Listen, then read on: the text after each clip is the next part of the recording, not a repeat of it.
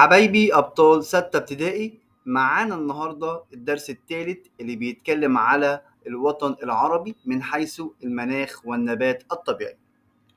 في الدرس ده يا ولاد هنتعرف على الأقاليم المناخية اللي موجودة عندي في الوطن العربي، وكمان هتعرف على صفات كل إقليم، وكمان هتعرف على العوامل المؤثرة في مناخ الوطن العربي. درس سهل وبسيط بس محتاج مننا شوية تركيز يا أبطال. يلا نسمي الله ونبدأ مع بعض. بسم الله. عندي أول حاجة عايزك تعرفها في الدرس بتاع النهاردة هي العوامل المؤثرة في مناخ الوطن العربي. إيه العوامل المؤثرة في مناخ الوطن العربي يا مستر؟ هقول له عندي 3 حاجات. إيه هما يا مستر؟ رقم 1 الموقع الفلكي، رقم 2 الموقع بالنسبة للمسطحات المائية، إيه كمان؟ مظاهر السطح. يعني إيه الكلام ده يا مستر؟ يعني بيقول لي الموقع الفلكي بيؤثر في مناخ الوطن العربي. إزاي يعني؟ يعني بيقول لي كل ما بقرب من دائرة الاستواء بترتفع درجة الحرارة، وكل ما ابتعد عن دائرة الاستواء شمالا أو جنوبا اللي بيحصل بتنخفض درجة الحرارة. لذلك فمعظم الوطن العربي يتميز بالمناخ الصحراوي الحار، ما عدا الأجزاء الشمالية منه تتميز بالإقليم المعتدل. طيب تاني كده يا مستر لو سمحت. بيقول لي أول حاجة بتؤثر في مناخ الوطن العربي الموقع الفلكي. والموقع الفلكي يا ولاد بيقول لي إن لما بقرب من دائرة الاستواء اللي هي دي اللي بيحصل هقول له بترتفع درجة الحرارة، ولما ببتعد عن دائرة الاستواء شمالا أو جنوبا اللي بيحصل يا مستر بتنخفض درجة الحرارة. فبالتالي معظم الوطن العربي يتميز بالمناخ الحار أو المناخ الصحراوي الحار، ما عدا الأجزاء الشمالية المطلة على البحر المتوسط تتميز بالإقليم المعتدل. طيب السؤال هنا هيجي لي بيقول لي إيه يا مستر؟ هيقول لي ما النتائج المترتبة على الموقع الفلكي للوطن العربي؟ هقول له الإجابة اللي احنا عرفناها دلوقتي. هقول له أدى ذلك إلى وقوع معظم الوطن العربي في الإقليم الصحراوي الحار، ما عدا الأجزاء الشمالية موجودة في الإقليم المعتدل. طيب ممكن يجيب لي سؤال تاني، يؤثر الموقع الفلكي في مناخ الوطن العربي، ما النتائج أو بما تفسر؟ هقول له برضو نفس الإجابة. طيب رقم 2 بيقول لي الموقع بالنسبة للمسطحات المائية بيؤثر في مناخ الوطن العربي. يعني ايه مسطحات مائية؟ يعني بحار ومحيطات. يعني بيقول لي من الآخر لما بقرب من الأماكن اللي موجود فيها مسطحات مائية زي بحار ومحيطات اللي بيحصل يا مستر؟ هقول له بتعتدل أو بيعتدل المناخ، تعتدل درجة الحرارة أو بيعتدل المناخ. أمثلة مدينة الإسكندرية بمصر. والبعد عن المسطحات المائية يعني المناطق الداخلية بتكون شديدة الحرارة صيفا وشديدة البرودة شتاء، مثل مدينة الرياض بالسعودية أو جنوب مصر في مصر. أوكي؟ طيب يبقى أنا عندي هنا عرفت أول حاجتين، الموقع الفلكي والموقع بالنسبة للمسطحات المائية، الاتنين بيأثروا في مناخ الوطن العربي. طيب نروح على المعلومة اللي بعدها وهي مظاهر السطح. مالها مظاهر السطح يا مستر؟ مظاهر السطح بتؤثر في مناخ الوطن العربي. ازاي يعني الكلام ده؟ يعني بيقول لي كلما ارتفعنا إلى أعلى 150 متر عن سطح البحر تنخفض درجة الحرارة درجة 1 مئوية.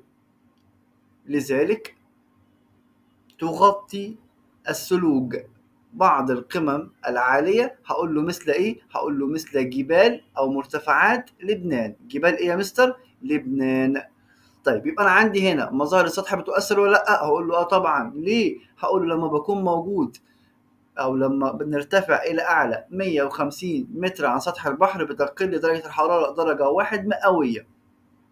طيب ولما بكون في أماكن منخفضة زي الأودية إيه اللي بيحصل يا مستر؟ هقول له بتزداد الحرارة، تنخفض لما ببقى موجود إلى أعلى، وبتزداد لما بكون موجود في المنخفضات أو الوديان أو الأودية. أوكي ماشي يا مستر. طيب عندي هنا معلومة تانية بيقول لي اتجاه الكتل الجبلية المحملة ببخار الماء. مالها يا مستر؟ هقول له السفوح أو الجوانب المقابلة للبحار أو المواجهة للرياح بتكون أكثر غزارة من الجوانب الداخلية، وزي ما هو موجود قصادي في الصور، أنا عندي هنا دي رياح محملة ببخار الماء، تمام؟ عندي هنا معظم المطر هيكون ساقط فين يا ولاد؟ هيكون بيسقط بغزارة في الجهة اللي هي الجهة دي المواجهة مين؟ للرياح، أكتر من الجهة الداخلية. تمام؟ طيب عندي أمثلة؟ عندي أمثلة اسمها جبال أطلس، ودي بتكون قريبة من البحر المتوسط والمحيط الأطلنطي. دي موجودة فين؟ موجودة في 3 دول، احنا هنقول هي المغرب وتونس والجزائر. طيب عندي هنا ال3 دول دول يا مستر، المغرب وتونس والجزائر، موجود فيهم جبال أطلس. طبعا جبال أطلس قريبة من الساحل، فأي رياح بتيجي من اتجاه الساحل بتخبط فين؟ هنقوله يا مستر في الجهة المواجهة للرياح، فبالتالي بتكون أكثر غزارة من الجوانب الداخلية. طيب نروح على المعلومة اللي بعدها.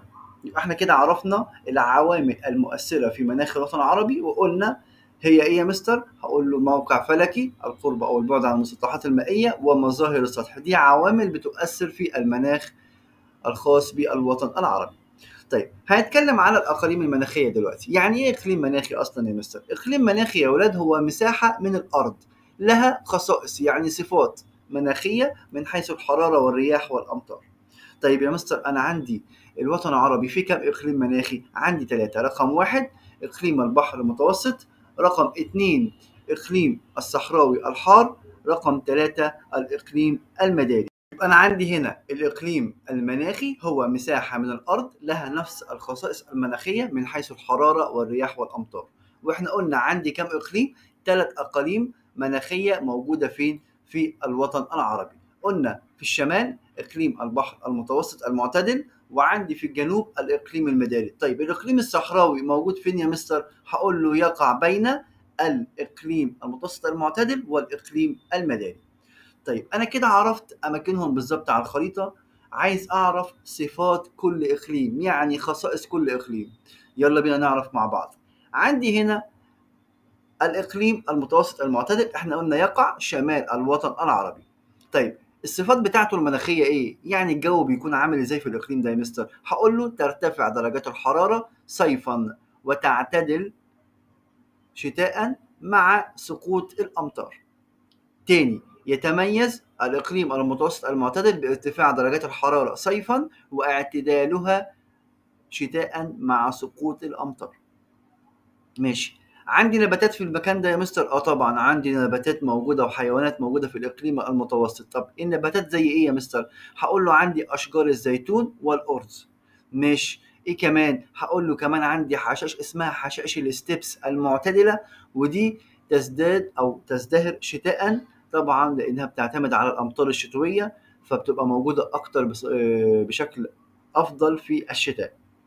وتجف صيفا ويربى عليها الأغنام والماعز. يبقى أنا عندي النباتات اللي موجودة في الإقليم المتوسط، عندي يا مستر أشجار الزيتون والأرز، وعندي حشائش الاستبس اللي بتتغذى عليها الأغنام والماعز، والأغنام والماعز من الحيوانات اللي موجودة في الإقليم المتوسط المعتدل.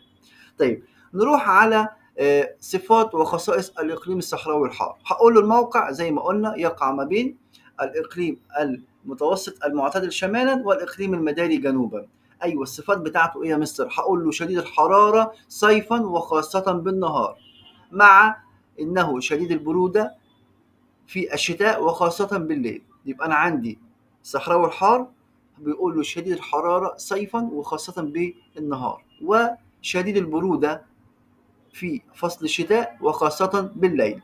طيب ايه النباتات اللي موجودة عندي هنا يا مستر؟ هقول له تنمو الأعشاب القصيرة في المناطق قليلة المطر، والنباتات الشوكية في المناطق نادرة المطر. طيب عندي حيوانات هقول له يعيش في هذا الإقليم حيوانات مثل الزواحف والإبل والغزلان، واخد بالي من كل صفة من هذه الصفات اللي موجودة عندي في الأقاليم مع الحيوانات اللي موجودة في كل إقليم والنباتات، علشان ممكن يجيب لي مقارنة، يجيب لي أسئلة أكمل أو صح وغلط، لازم أكون مصحصح ومركز. طيب عندي هنا الإقليم المداري. الإقليم المداري ده اللي موجود عندي فين يا مستر؟ موجود عندي هنا في الجنوب يا ولاد. طيب الإقليم المداري يقع جنوب الوطن العربي، يتميز بارتفاع درجات الحرارة وسقوط الأمطار في فصل الصيف، واعتدال الحرارة والجفاف المناخ في فصل الشتاء. يبقى أنا عندي هنا الأمطار والحرارة مرتفعة في الإقليم المداري إمتى؟ هقول له في فصل الصيف، مع اعتدال الحرارة في فصل الشتاء ووجود جفاف، يعني مفيش مطر. طيب إيه النباتات اللي موجودة عندي في هذا الإقليم؟ هقول له تنمو الغابات المدارية. أيوه. وإيه كمان؟ هقول له أشجار الصمت الذي يستخرج منها الصمغ العربي موجودة في الإقليم المداري الحار.